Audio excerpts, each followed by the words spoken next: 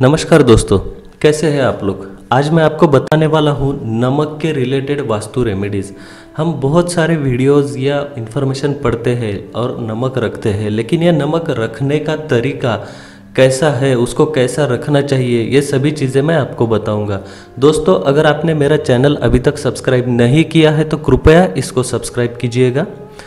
नमक के बहुत अलग अलग इस्तेमाल है, हम सभी जानते हैं। नमक खाने में इस्तेमाल होता है, नमक नज़र उतारने में इस्तेमाल होता है, नमक घर की नज़र निकालने में भी इस्तेमाल होता है। छोटे बच्चों की नज़र तो बहुत आसानी से और अच्छे से इससे उतर जाती है।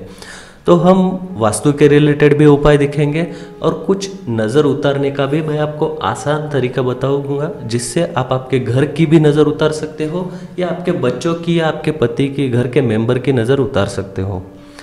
दोस्तों, ये नमक से नज़र उतारना ये बहुत पुराना तरीका है। पुराने ज़माने में ये बहुत बार इस्तेमाल करते थे कि नमक से नज़र उतारना। आजकल भी जो सेलिब्रिटीज़ होते हैं वो प्रोफेशनल, ये जो नज़र उतारने वाले लोग होते हैं, इनको बुलाकर नज़र उतारते हैं। वो लोग नमक इस्तेमाल करते हैं और भी कुछ चीज़ें हैं वो इस्तेमाल करते हैं, लेकिन नमक प्राइमरीली यूज़ होता ही है। तो नमक से अगर आपको आपके घर की, आपके बच्चों की, आपके हस्बैंड की या आपकी किसी की भी नज़र अगर उतारना है तो वो कैसे उतारी जाती है, तो इसका एक बहुत आसान तरीका है। नमक 7 बार जिसकी नज़र उतारना है उसके ऊपर से, ऐसा ऊपर से नीचे, सर से पैर तक, ऐसा आपको हाथ में उस सेंधा नमक लेना है। सेंधे नमक के 4-5 दाने लेकर हाथ से, सर से लेकर पाँव तक आपको वो ऊपर नीचे करना है 7 बार। ये 7 बार करते वक्त आप मन में अपनी कुल देवता का स्मरण कीजिए और कहिए कि जो बुरी नज़र लगी है, गलती से किसी की भी रहेगी, अगर लगी है, उसका इंटेंशन भी वैसा नहीं होगा, तो ये बुरी नज़र निकल जाए। और ये बुरी नज़र निकलने के बाद इसको आराम मिले, ऐसा आपको कहकर ये बुरी नज़र उतारना है। और ये जो नमक आपके हाथ में है, ये नमक आपको पानी में फ्लश कर देना है। आप या तो कटोरी में पानी लेकर उसमें डाल दीजिए, वो पूरा घुलने के बाद में ही वो पानी फेंक दीजिए, या फिर आप किधर भी बेसिन में वगैरह वो नमक डालकर फ्लश कर सकते हैं। ये एक तरीका हो गया।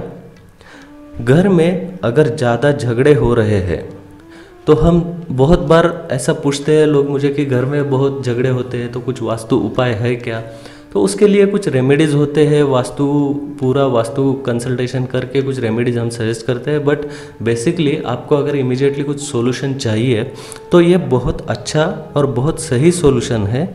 ये जो सॉल्यूशन, वो घर में झगड़े हो तो ग्लास के बाउल में आपको नमक लेना है।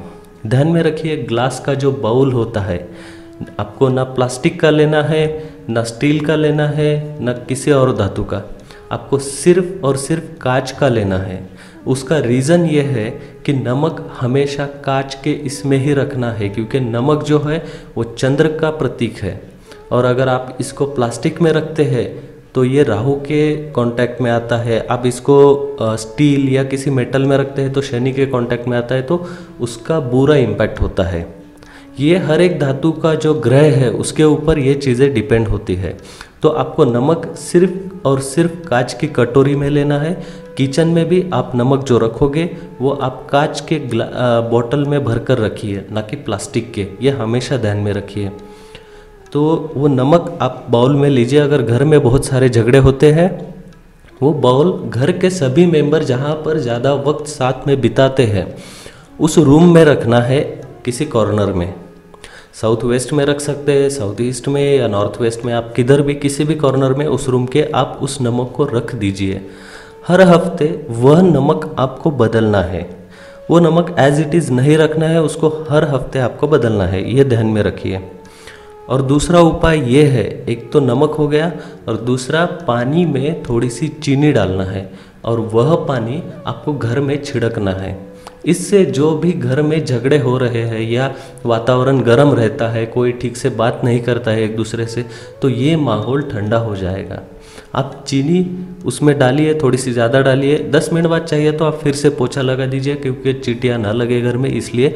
लेकिन वैसा पानी छिड़क कर आप एक 10 मिनट रहने दीजिए, उससे भी आपको बहुत अच्छा फ़ायदा मिलेगा। उसके बाद में नमक का उपाय ये है कि तिजोरी में जो है, आप कैश की जो तिजोरी होती है वहाँ पर आपके कैश को, आपके इनकम को किसी की नज़र ना लगे या फिर वहाँ पर निगेटिव एनर्जी ना रहे आपकी तिजोरी में, लॉकर में, इसलिए ग्लास के बाउल में आपको नमक और लौंग साथ में लेकर रखना है। वहाँ पर तिजोरी में बाकी कुछ चीज़ें और रखते हैं, वो मैंने मेरे चैनल पे जो दिवाली की पूजा का वीडियो है उसमें वो चीज़ें दिखाई है कि वो कौन सी चीज़ें हैं। वो तो तिजोरी में आपको रखना ही है, लेकिन आपको तिजोरी में ये नमक और लौंग रखना है वहाँ की निगेटिव एनर्जी कम करने के लिए। अगर हल्दी का कंडा आप इसके साथ में रख सकते हो, इस बाउल में नहीं रखना है हल्दी का कंडा, आपको अलग से एक आधे कागज़ में आप रख सकते हैं या किसी भी ऐसे कागज़ के ऊपर आप रख सकते हैं तिजोरी में। तो तिजोरी में सेंधा नमक ग्लास के बाउल में रखना है, उसमें लौंग आप रख सकते हैं। और ये जो है ये उपाय आप घर की तिजोरी में कर सकते हैं। और सबसे अच्छा इसका इम्पैक्ट, आप अगर बिजनेस में हो तो आप पहले आपके बिजनेस की तिजोरी में इसको रखिए, बाद में घर की तिजोरी में, आपको इसको बहुत अच्छा फ़ायदा मिलेगा। वास्तु दोष जो है, वास्तु दोष अगर आपका टॉयलेट गलत जगह पे है या फिर आपके घर में खर्चे आउट ऑफ कंट्रोल हो रहे हैं, तो इसके लिए नॉर्मली बताया जाता है कि नमक आपके टॉयलेट में आपको रखना है। मतलब किसी भी एक प्लेटफॉर्म के ऊपर आप एक ग्लास की कटोरी में नमक रखिए। तो ये सेंधा नमक जो आप रखोगे तो ये या तो कटोरी में रखिए या फिर ग्लास की बोतल आप लीजिए और उसमें ये नमक रखिए। क्योंकि आप कटोरी में रखोगे तो बाथरूम या टॉयलेट में ज़्यादा ह्यूमिडिटी होती है, क्योंकि पानी वहाँ पर बहुत फ्लो होता है, तो वो जल्दी से 1 हफ्ते के पहले ही वो नमक गलने लगेगा।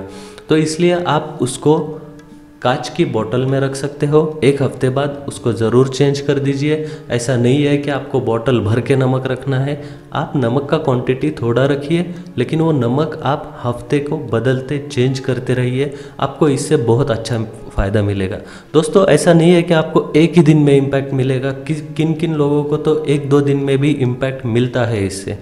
लेकिन अगर आपको 1-2 दिन में नहीं मिलता है तो आप इसको कीजिए, 1 हफ्ता कीजिए, 2 हफ्ता, आपको इससे ज़रूर अच्छा फ़ायदा मिलेगा। जिस पर्पज़ से आप ये कर रहे हो आपको इससे बहुत अच्छा फ़ायदा मिलेगा। घर में जब भी पोछा लगाते हैं आप हफ्ते में 1 बार या रोज़ जब भी आप पोछा लगाते हैं या कोई बाई आपके घर में है पोछा लगाने के लिए, तो फिनाइल तो हम डालते ही है, लेकिन वहाँ पर एक सेंधे नमक की बोतल भी रखना है फिनाइल के साथ में।